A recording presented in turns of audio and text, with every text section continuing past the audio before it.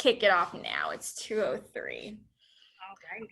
All righty, everyone. Welcome to the call. We are here to talk about and celebrate Global TA Day. And we're here to specifically talk about, should you hire the best people or build the best teams? I know that this is kind of a weird thing to talk about in HR because we, or in recruiting, because we think that the best people will make up the best teams, but maybe that's true and maybe it isn't. And we're going to talk more about that today. So I am Nicole Garati. I'm the marketing manager at Talview. I am the author of the Most Inclusive HR Influencer List and the host of the HR for All Twitter chat. I am here with Keirsten Greggs, who's the founder and CEO of Trap Recruiter, and she has 20 years experience in talent acquisition, helping both companies put together amazing hiring programs and helping job seekers find their voice in the hiring process for them as well. Before we begin, this is a vendor webinar, so it would not be such if we didn't have a shameless Talview plug. So here it is. We'll get it right out of the way early. So Talview is an amazing award-winning candidate experience platform that combines recruiting automation and video interviewing and pre-hire assessments to help you source, screen, shortlist, interview, and assess amazing candidates. We integrate with your existing technology and are totally awesome. And if you have any questions about Talview or feel free to type them in the chat and we'll answer them at the end of the call, or you can check us out at talview.com and follow us on social media at Talview. Until the end of the call, here's what we're going to be talking about. So first, we're going to examine what we do now. What is our current approach to hiring? Then we're going to look at what the problem with that approach is. Then we'll talk about the solutions to that problem. And then we'll look at the benefits of that approach. And again, we'll save questions for the end, but if you have them, type them in throughout the call, and then we'll answer them later. One more thing before we dive right into this amazing webinar that we have planned today. So you'll notice at the bottom of every slide, there's a hashtag and a little handle. So if you hear something, if we say anything that inspires you or you love or you hate or what, makes you feel some kind of way, that's hopefully good. We hope that you'll tweet at Talview, I'm at Social McColl, and Keirsten's at Trap Recruiter, and use the hashtags hashtag Global TA Day and hashtag Insta Hiring.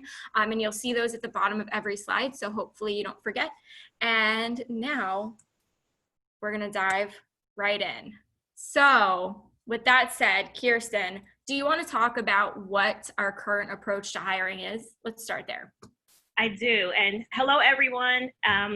Thank you, Nicole, for joining me today and inviting me to do this webinar for Global TA Day. I'm very excited and happy to see all of my friends on this call, and we're just going to dive right in.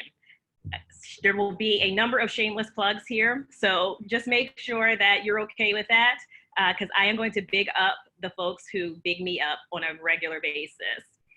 Starting with when we first went down the road of doing this project, it came out of some of the stuff that I was talking about, writing about, lamenting about, as well as Nicole. So when she approached me with the idea to do a webinar for Global TA Day, I was excited and, wanted to celebrate everything, but I wanted to collaborate with her because, again, there were so many synergies in the things that we were talking about.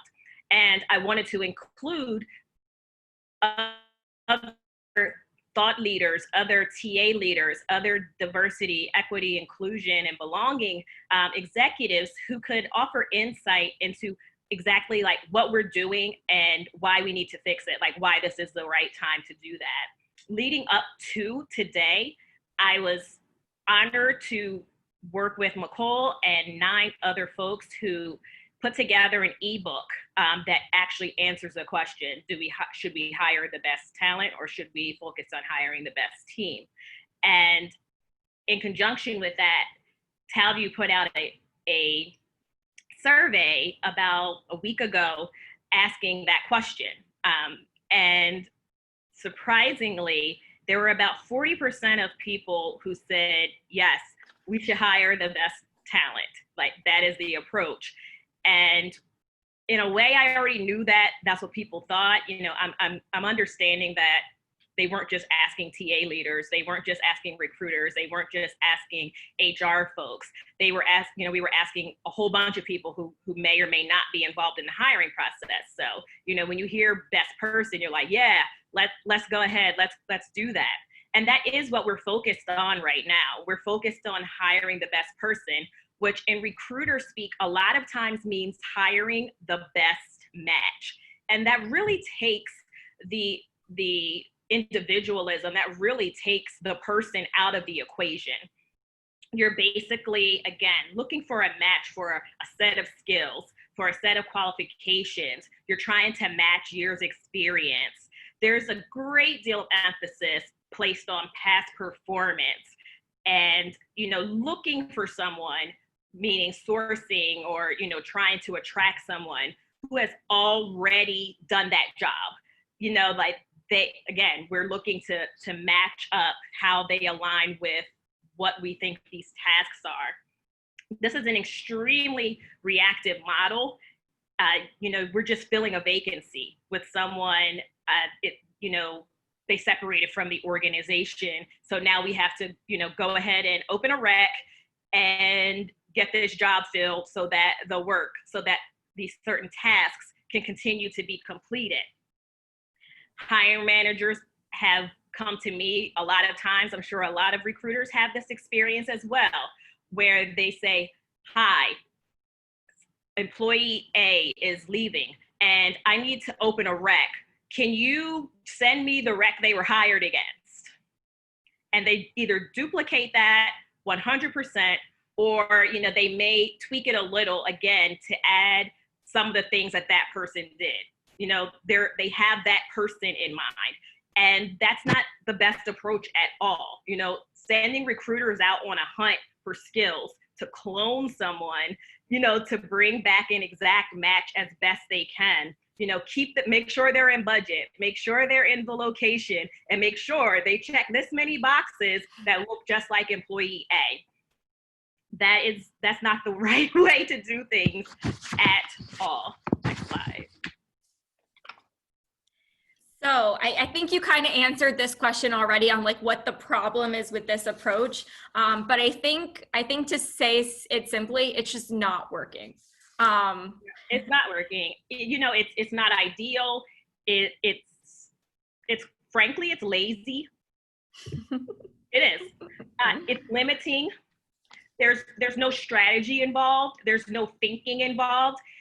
This is one of the reasons why recruiters have this stereotype of, anybody can be a recruiter because, if you can play the game memory, like if you can match two things together, like if you can take a square and put it in the square box, then you can. And recruiting is not simplistic like that. Recruiting is extremely complex. There are a lot of things that go into it. It's not a 1 + 1 = 2 all the time. So again, we can't limit our ideals about an entire trade craft based on, again, a person and trying to match a person to a job. All right, so we'll talk a little bit more about this too, but I think where I wanted to start with this as well was a stat from McKinsey research that found that 82% of Fortune 500 executives don't believe their companies recruit highly talented people, which is it's kind of jarring because like our whole job as recruiters is to find highly talented people and bring them in, but clearly there's something missing where the leadership isn't feeling that skill set within our organizations. So I wanted to kind of talk with it a little bit, this out a little bit with Keirsten. Like, what does that mean for recruiting and for recruiters?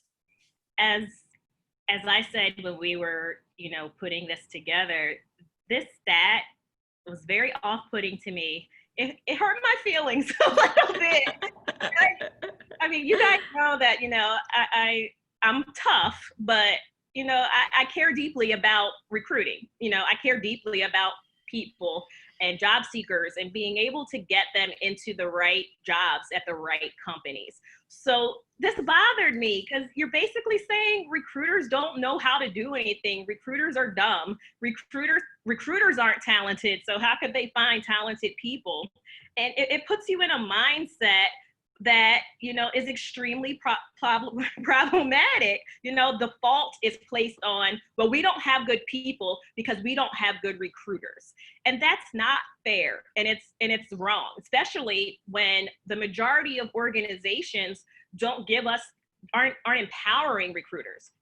They give us the responsibility to bring them the best talent, but they don't actually involve us in the process at the onset. They don't actually involve us in the strategy. They don't actually make us a stakeholder and a partner. They make us an order taker. They make us, a fulfillment center. I had a vice president of HR once tell the entire recruiting staff that, and this was his pep talk for us, because we had just experienced layoffs in a global company, and you know how that is. That gets very tense. So he brought us together, all the recruiters. He's going to give us a pep talk and tell us some good things. He brought us into a room and he's telling us how good of a job we're doing. He's keep pushing, using those the jargon. Keep chugging along, keep pressing, those type of things. And he says, because you guys, you're like my little factory workers. You're the cog in my machine. That was one of those times I should have walked out of the room because, again, I was so taken aback by that. But that is a widely accepted mindset, and it's time that we move away from that. I think what when you were telling that story, kind of what stood out to me the most is there's no way you could possibly be treated like a strategic partner if that's the pep talk that you're getting. And imagine how much better teams you could build if instead the hiring manager came to the conversation and said okay, guys, listen, this is what our team does. These are the skills that each member of the team already have. This is what we need. These are the tasks that we need done for this. What would you recommend for to help us find a person that can complement the skills we already have and then also do this one job?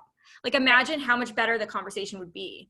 Yeah, and adding on to that, it becomes like a broken cycle, because again, you're saying that you don't have talented recruiters. And if you want to hire talented people, if you already can't hire talented people, chances are that you may not be hiring talented recruiters. And I mean that in the sense that you're not looking for the attributes. If you're not looking for those things outside of recruiting, you're not looking for them inside of recruiting either. So you're making it impossible for yourself in some ways. Yeah, I totally agree. Before we close out this slide and kind of move into the next slide, one of the things that I wanted to bring up is kind of like a redefinition of what we call the skills gap. And we will talk about it more in the next slide, but I just kind of wanted to bring it up here just to introduce the idea. So when we talk about the skills gap, a lot of times we talk about it in the context of the future of work, and not having the skills that we need to take us into the future and where we want to go. But I think there's also something to be said that there's definitely a skills gap between where we currently, what our leaders want, what our managers want. And I think that until that kind of skills gap gets closed, our leadership is not going to be finding the right people or feeling the talent of our people, because we're not recruiting for the skills that they're looking for. And we'll talk a little bit more about this on this next slide. Is that the next? Yes, it is. Okay, cool. All right. So now that we're on the next slide, All right. So We are also very technically savvy, as you can tell. oh yeah. Oh yeah. Zoom is, what I do all day, every day. All right, so let's talk about the skills gap. So, we'll just take this webinar for example. So clearly, when you're hosting a webinar, you want speakers who are engaging, but you also want somebody who can manage the technical nature of the presentation. Way better than what we're doing here today. But that just goes to show that you need people who are technical and data driven. And then you also need people who are, people and emphatic and creative and can put a presentation together. So this just kind of, it's a funny way of bringing up the fact that you need different kinds of skill sets on the same team. But I think it's a perfect example of what's happening literally right now while we're doing this webinar. And I think that, okay, all right, there you go. Let's actually present this slide. Okay, cool. All right, so first we're going to talk about what leaders want, and I think it's important because 82% of our leaders aren't thinking that we're doing a good job about getting the right skills on our teams. So what do they care about? If you look at a lot of the lists on top 10 skills that, leadership wants on our team, you'll see a lot of stuff like critical thinking, cognitive flexibility, creativity and complex problem solving, empathy and persuasion and risk taking. So it seems like it's a lot of behavioral skills, not so much technical skills. But when you look into more of what makes a well-rounded team, you do have to add in all of the technical skills. So already there's a gap between what leaders want and what managers need, but then you add in the extra fact of what managers want. And that's where in job descriptions, you'll see a lot of stuff like strong written and verbal communication and professionalism and team player. And Keirsten's going to talk a little bit about that, but then she's also going to talk about how what leaders want and managers need and managers want actually translate to what recruiters look for. Yeah, so as the slide shows, there's a complete disconnect. By the time it gets to the recruiter, there's been already now 3 iterations of what am I looking for?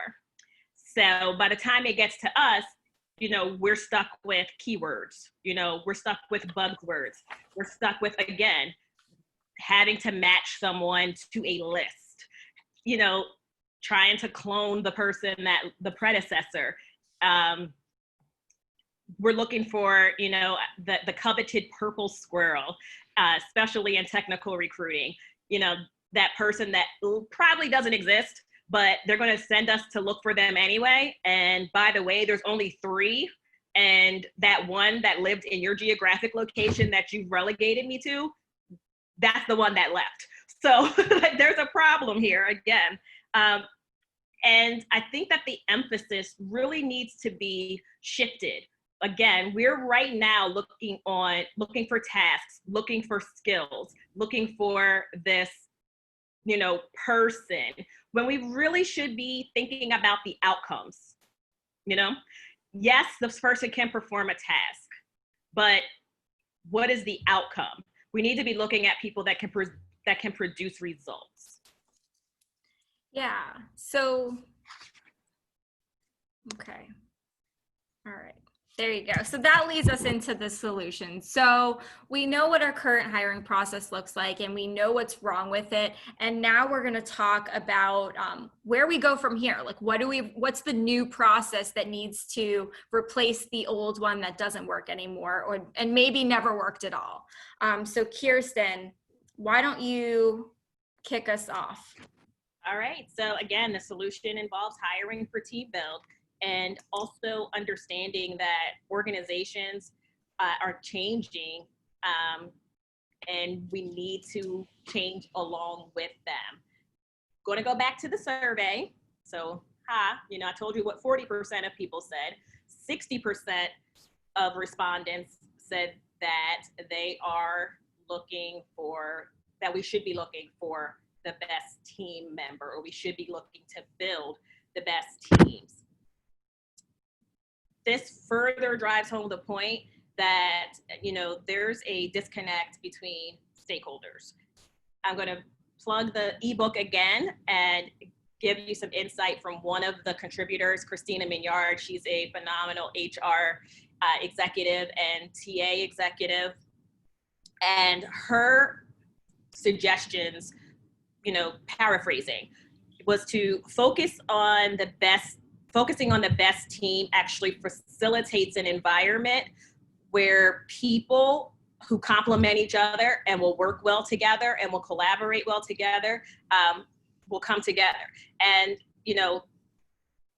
when we did the book, it was by design to ask TA leaders and ask folks who were TA adjacent. So people that had an actual stake in the hiring process, which is why there were 7 TA folks and,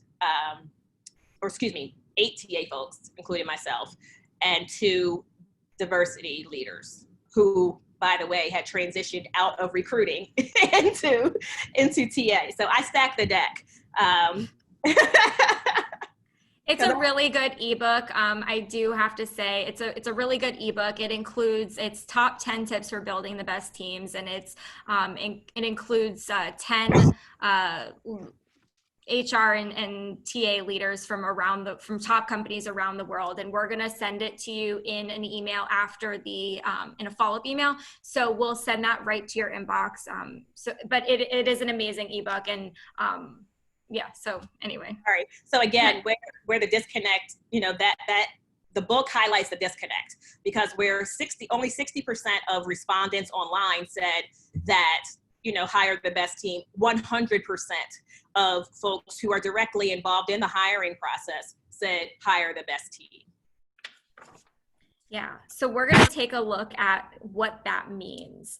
Keirsten, why don't you talk about what managers want and maybe even why that's problematic?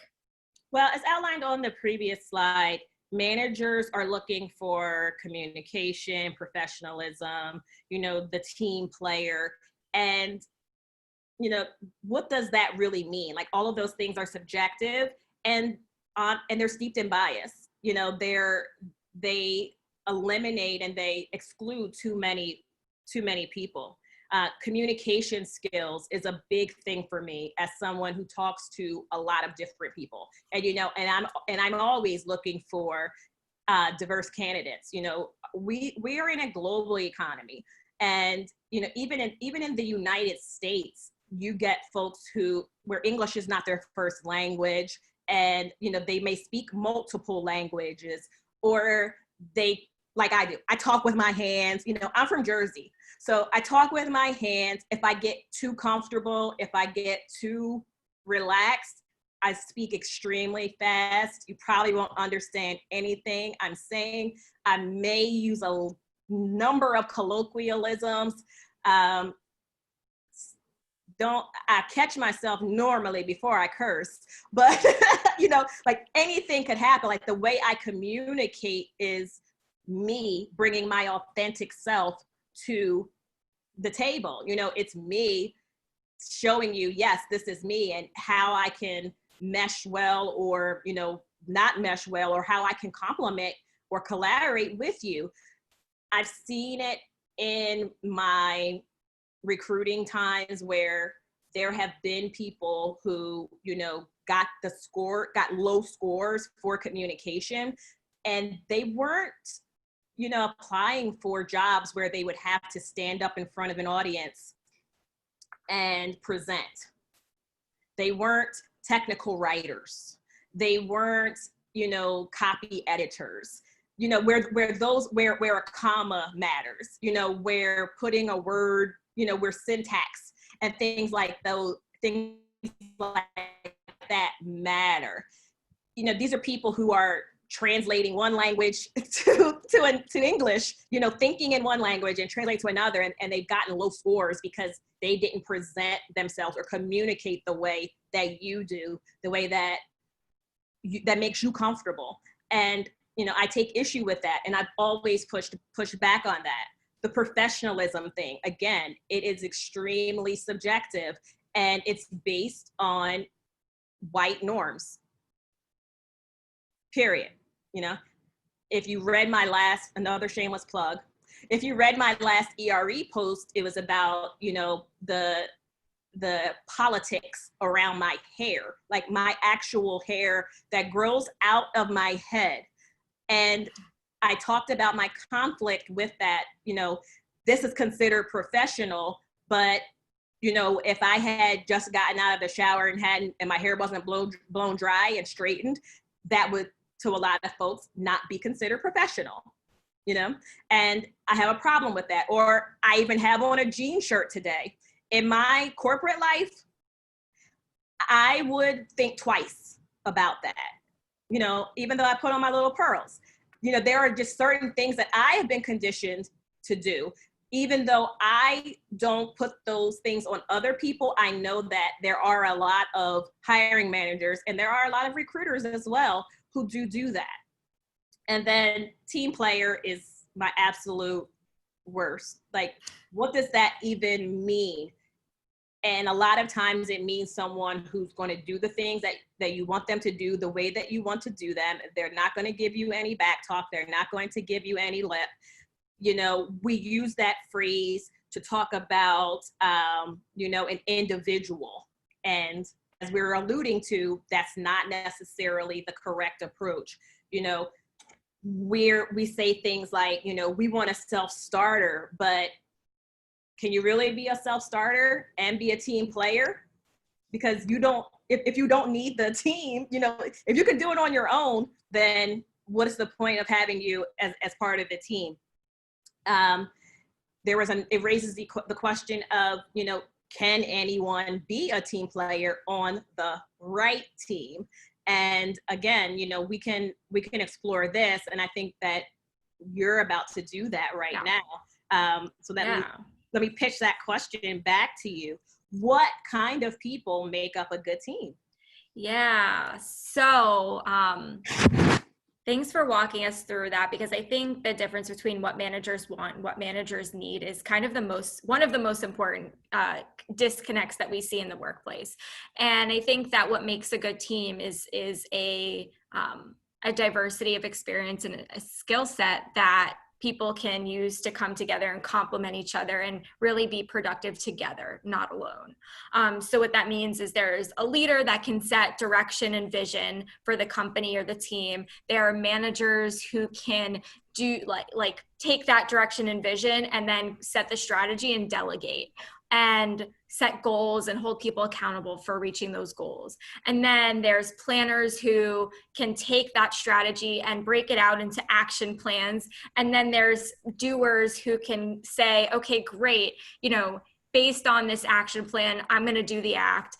And then there needs to be people, like we talked about before, who are, you know, data driven and technical, who can host amazing webinars like this, but do it way more eloquently on the technical level than I can. And there needs to be people who are creative and people like you and I, Keirsten, who can, you know, come up with really creative, awesome stuff and and speak on a webinar. And then you also need, and this one is, idea is compliments of Jeffrey Shapiro, one of our peers, who said, you know, the next man up, next person up is something that a lot of us miss, but is so important to, we need a, you know, if we know that we have a certain number of teammates and have a goal that needs to be accomplished, and then we kind of force a bare minimum headcount to achieve a goal, and then somebody calls out sick or goes on parental leave or goes, you know, we're in the middle of a pandemic, so God forbid something, you know,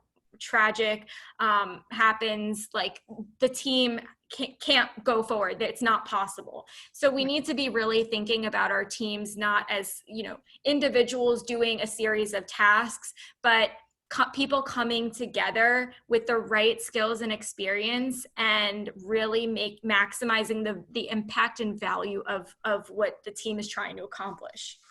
Great. All right, so we've talked about, you know, what the current state is and what the problems and solutions are for that. Now we're going to talk about how to recruit for team fit. So, you know, before all strategy. Now we're going to talk about tactical, actionable insights that you can use today to take what we talked about for the first 30 minutes of the webinar and go back to your organizations and actually act. All right, so another shameless ebook plug. This one from Luam Samuel, who is one of the HR and TA leaders in, I think she's in Toronto, Canada. And her advice, you know, at a high level was to have the goal of building the best teams and will naturally hire the best people. And then to Shai Carper, who is a former talent acquisition leader and now the head of diversity, equity, and inclusion at Leidos. This is the, you know, I'm doing it verbatim. There's an art to turning great people into effective teams. And that's what we're driving towards. Yeah, I think that's super important. And before we jump into the next slide, I kind of wanted to bring up some research that I did about a month ago on hiring great teams it is all about pairing people with the right skills together. So I'm going to bring up my husband and I, because this was like the first thing that I thought of when I read this research. So I'm a very creative person. My husband is very technical and he likes plans, and I like to just meander and wander around. So when we're at Disney World, he's the person holding the map and not like, he can't, like if there was like a pole in front of him, he'd like smack his head right into it. And I'm the person that would be like, okay, wait, let's move away from the pole. Let's go, you know, what looks fun to do. So, but we need each other. Like if it were me, we'd wander around all day. We wouldn't go on any rides. We wouldn't eat any food. We would just wander around. And if it were him, like he would just like process his way without any fun. So we need each other. We make a good team. And so like pairing strategic and I guess that's a bad word, but pairing like planners and really technical people with people who are creative can bring out the best in both of them, because it sets parameters to the creativity and also kind of brings fun and light to the you know, more planning aspects of and process aspects of the work. So before we jump into finding the next talent, I just kind of wanted to give that example because it makes me laugh every time I think about it. Well, apologies to Joe on your behalf for saying that without you, he would not have any fun. That is, no, we're not doing that. But, you know, that is, I'm glad you said that, because, you know, I have the personality that I adapt to, and not to say this in a negative way or in a derogatory way, but I adapt to what is missing in the group. Like that is my work style. That's my leadership style. That's how I like to function. Whatever's missing, I'm going to fill in the gaps. I'm the person that sits back and watches and says, okay, like when I get to the point where things have gotten too far to the left or to the right, I'm the one that pulls them back in. I'm the one that centers. And when you were saying that you're you don't like to plan and you just like to go on, I was laughing because I'm thinking to myself, that's not our relationship at all. In our relationship, you're like, Keirsten, no, I need to do this right now. These are the steps. This is the plan. And I'm like, okay, right first. So, and I love that. And again, like it goes back to, you know, you have to be able to collaborate with people and be the right, you know, no matter what your dominant traits are, you still need to be able to work with different people, even if you're most comfortable, you know, in a certain set. You have to be able to adjust there.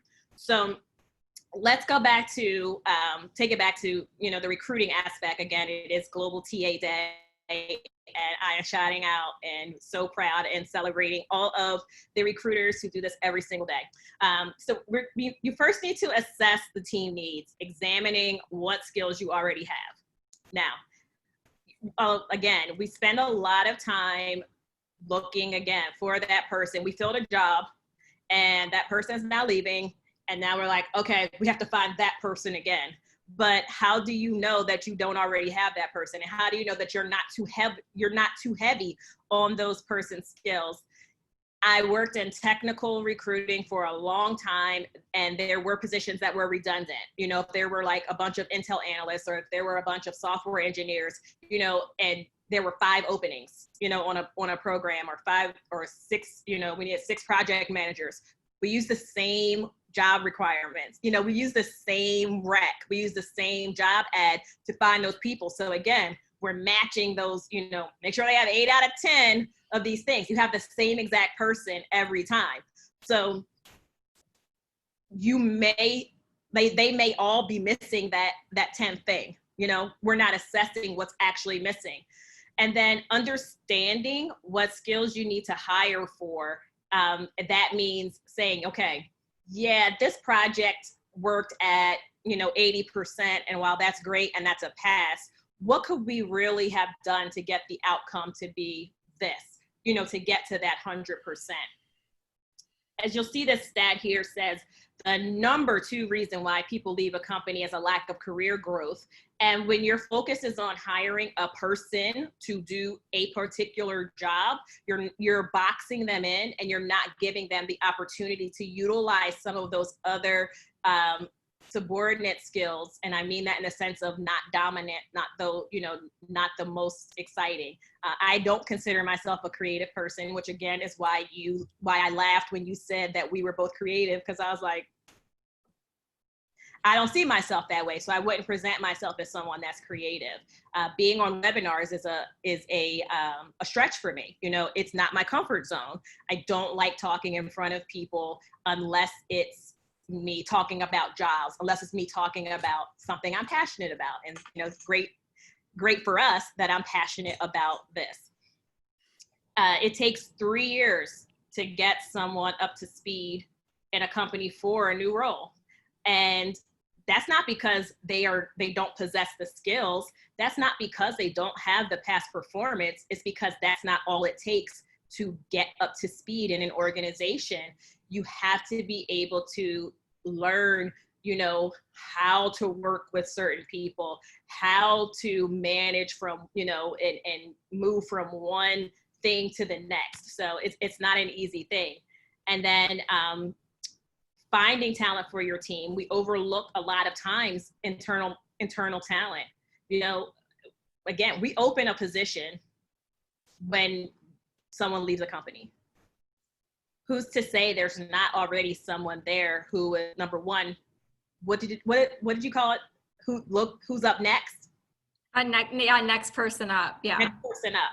So like next person up, you know, needs to be considered. Or, you know, maybe I came into an org where, you know, I had a specific skill set, and, you know, because they hired me as the recruiter, and, you know, let's just call this elephant into the room, you know, recruiting, the actual act of sourcing, hiring is not the only job in talent acquisition. There are other things that we do. But when you think of recruiter, you think of the person who puts a person in a job, and that's not it. So, you know, I was the one that developed those skills outside of being able to outside of recruiting, you know, outside of full life cycle recruiting. You need to look at your internal talent and see what things they have. You know, we have these hiring events, you know, there's employee networks and referrals. You know, referrals is, you know, obviously the number one, and it has been for as long as I've been recruiting. Referrals have been the number one source of hires. That's both good and bad. It's good because we know people are going to hire people that are going to be loyal, that are going to refer people that are going to be loyal to the company, and, you know, that are going to, you know, bring their A game and do a good job. And, you know, it's going to boost morale for the person that gets that bonus, whatever it is. But it also tends to keep the same people, the same type of people. It still creates a homogenous organization, because like people know like people, you know, who you surround yourself with, who's in your community, who's in your network. And if it's not diverse, then you're you're going to bring in, again, somebody just like you. Then, there's candidate pipelines, talent networks, job boards, social networking, community organizations, other orgs and competitors. We don't always go there. A lot of times when we're looking for talent, we go to one of these things. We rely on a one-stop shop. Well, we posted the job, so someone will apply, or I got the sourcers working on it, but they're only going to one job board, or they're, heavily focused on LinkedIn, or they're pulling folks out of their pipeline, that they're not actually expanding and broadening their search. Yeah, so I think the highlights that, when we were putting this presentation together, I think that the highlights that we were thinking about were really do the due diligence and assess what skills your team already has, and then say like, okay, so now that we know what we have, let's figure out what's missing, and then really go recruit, go to the hiring events, go to college campuses and do that. Go to Keirsten's really big in veterans events and helping veterans get jobs. Go and look inside your own organization to see, what, this person, has been doing this job really well, but there's this other role that's opening up, and it has some similar skills. Maybe this person is ready to make a move. Go and be proactive and go out and really nurture internal and external communities and actually recruit, people that are aligned with the skills that you're missing. And don't wait until the job is open. Yeah, and we're going to talk about that later. Sorry. Too. No, it's okay. I'm glad you brought it up, because we're actually talking about that now. So we understand that we're in the middle of a pandemic. A lot of our budgets, teams have been cut out, and now we're trying to figure out, okay, well, what's next? How do we build our way out of this pandemic? And I think that part of it needs to be an understanding that we're going to be rebuilding remotely, at least for the next several years. So Keirsten, talk us through what that looks like. Well, we have to think about acquiring talent globally. And if that's not, an option for your organization for legal reasons or whatever the case may be, you can still look outside of your geographic location if your work can be done remotely. And I don't think that we do that. We literally post jobs and put, geographic parameters around them to bring in the best talent from a certain location. And a lot of times, the best team member is not in that 20 or 50 or 30-mile radius. So we have to start looking at things outside of our immediate geographic location, outside of our immediate location. There's enough technology that we can hire folks remotely, and then the spaces where we're lacking, because that's one of the things that I have come to appreciate more. I'm a avid be as high tech as you are high touch recruiter, but I do tend to lean more to my high touch side, and using technology to assist me with that. But we are at a time where, we have to use tech. And, if we take too much, if we put too much on the tech side and say, only tech, only tech, only tech, everybody doesn't have access to, the same level of technology that we do. We create, these systems that are, with all the bells and whistles, and they're not accessible, they're not AA compliant. We're not getting the best folks. We have to be a little more, we only want to send text messages. I think it's insane that I've seen that I know recruiters now who will not pick up the phone or who have not spoken with a person. And that works well for some talent. That works well for some, demographics, but not all. So we have to be able to be fluid and work that way. And then, create a remote candidate experience is a little bit, it's not impossible. We've been doing it, but now we just have to do it better. We have to we have to do it more inclusively, and we have to do it more deliberately. And I don't mean the sense that, like, when we think about candidate experience, we think about our employer brand and how we're showing up to people, you know, like, or what information we're trying to give them. We're not allowing them to share with us. There's no back and forth. So there's a lot of stuff that we can do in this time while we are, you know, all kind of a little bit more leveled out, in the sense that we're all away from our teams, or, you know, we're away physically from people. That, you know, there's a lot of things that we can do and start focusing on how we're going to rebuild remotely. That also means, again, looking at folks outside of your area, looking at folks who are used to being not in the office, you know? Talking about recruiting again. If I'm looking for a recruiter, you know, we use the term in-house recruiter. That means someone that sits in your location at your desk. You know, there are a lot of recruiters who work remotely and who always have, and who have for years, even before this type of thing, even before this pandemic. And now we can open ourselves up to including them, and they can help you with your transition and help you, you know, build new norms and new ways of doing things, because they already have that experience.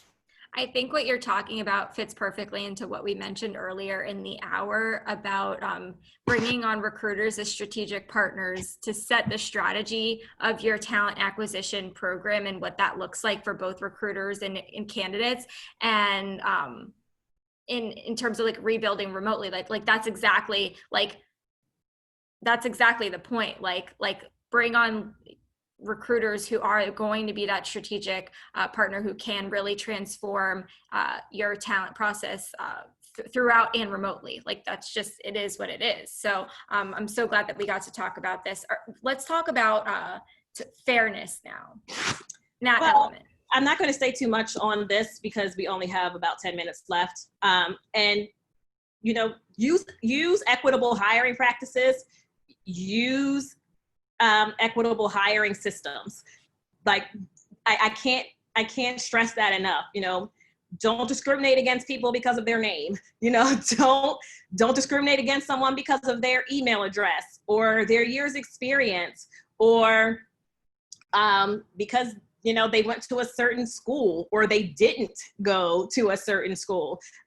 You know, be fair. I'm not going to spend a lot of time on that because we know what we have to do. We just don't do it. You saw something on Twitter recently that you mentioned to me about hiring for potential.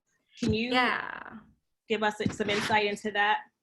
Yeah, so I saw a tweet from Matt Charney, who over at Quantum Work, who said that he had spoken to a company that literally does not post any jobs ever. If they find somebody that they love, they just hire them.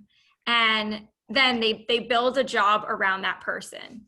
And it seems kind of like counterproductive because we're talking about teams, but I honestly think that that's like how to build amazing teams, because you find somebody that had like you and I, like we didn't start working together. We're like, you know what? We talk about similar things. We you know, enjoy each other's company, and we have opposite skill sets that we come together and do amazing work.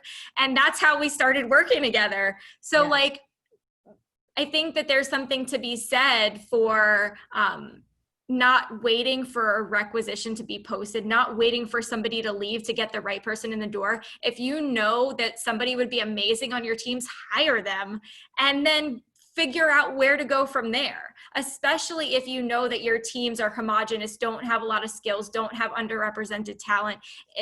Hire great people and then build amazing teams and programs and profitability, you know, revenue streams from there.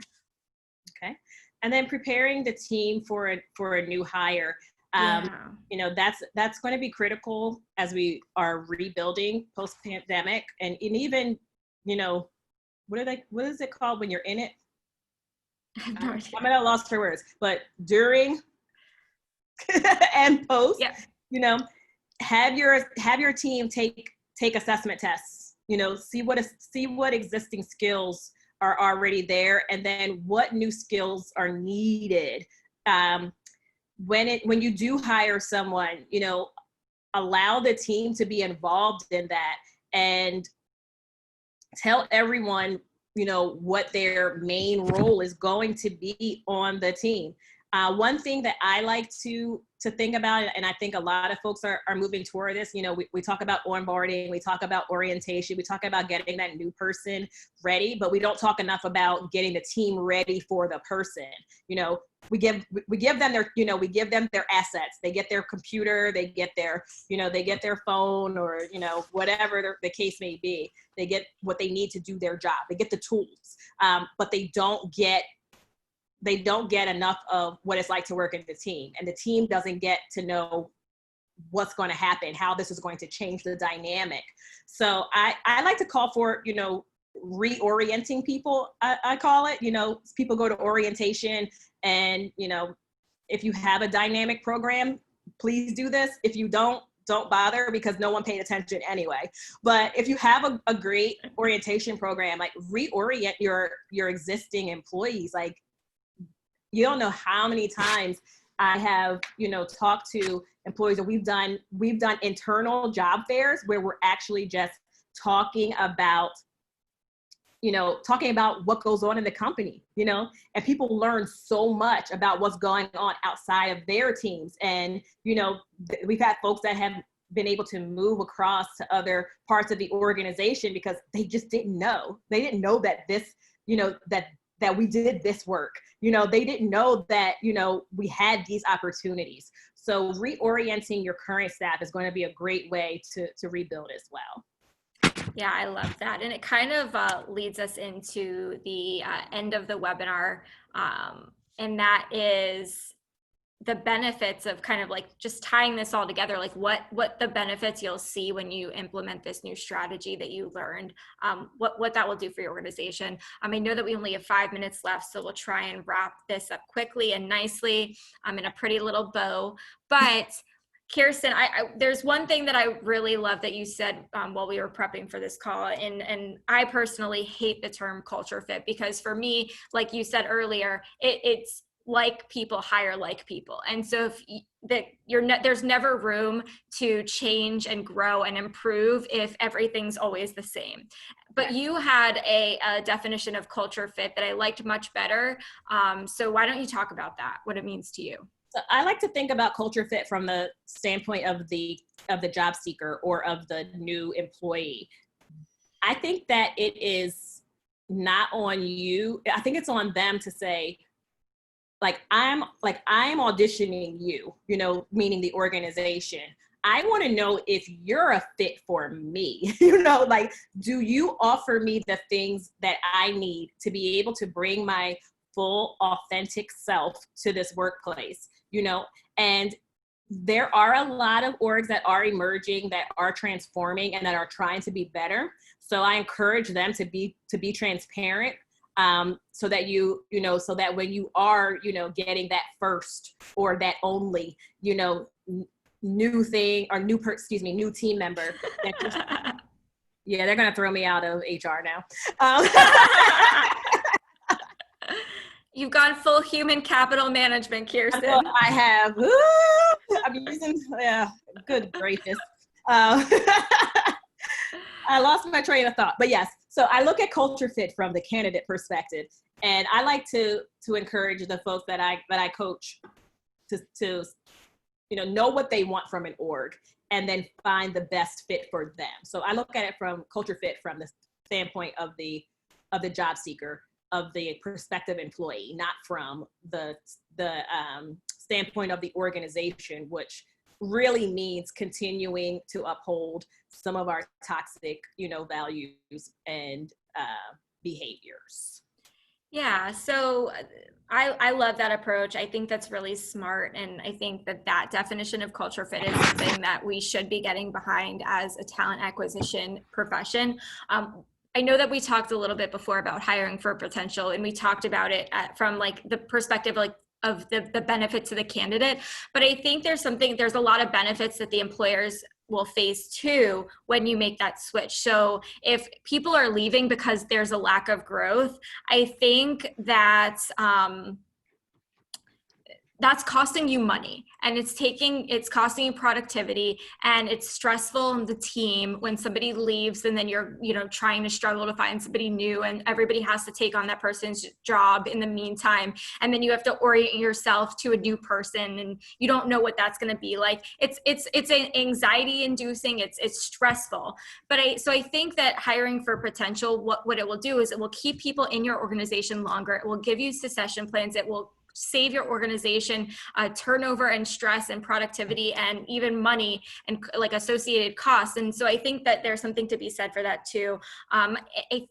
I wanted to, and I know that we've talked about this in the past, including on this webinar. We had a whole diversity hiring strategies webinar on this, but the last thing we're going to talk about on this call today is valuing diversity and how a team approach will help you embrace that. So Keirsten, do you want to talk about that? Yeah.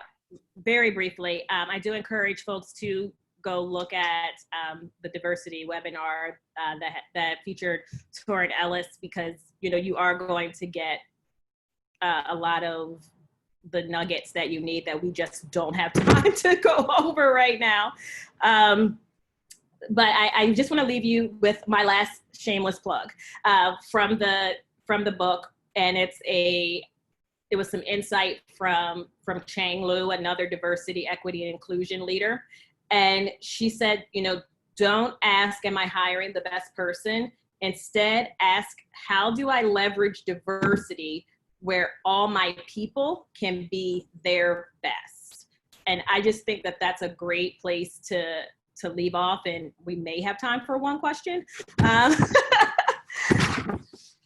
Yeah, so let's get to the chat, and we'll answer any questions that come up as quickly as we can. And if not, then Keirsten and I can go through all your questions and shoot you guys emails after the webinar.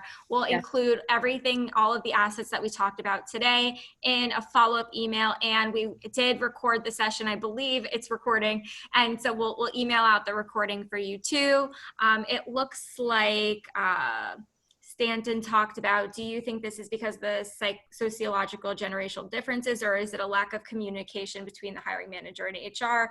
If I'm understanding, if I can reorient myself or ourselves back to when we were talking about that, I think that that's talking about the skills gaps. And so in understanding where, where the skills gaps lie and trying to connect them. So Keirsten, do you have any thoughts on whether it is a generational thing, or? I think it's all of them. I think it's a combination of the sociological, generational, and the lack of communication between HR and hiring managers. I think it's all of those things. I agree. Okay. All right, guys. It looks like it's 3:01. We do have to go. I'm sure everybody has to go, but thank you so much for joining us. We will email you with all of this information. We hope you enjoyed this webinar. Happy Global TA Day, and we cannot wait to talk to you soon. Thank you so much for joining us. Thank you. Bye.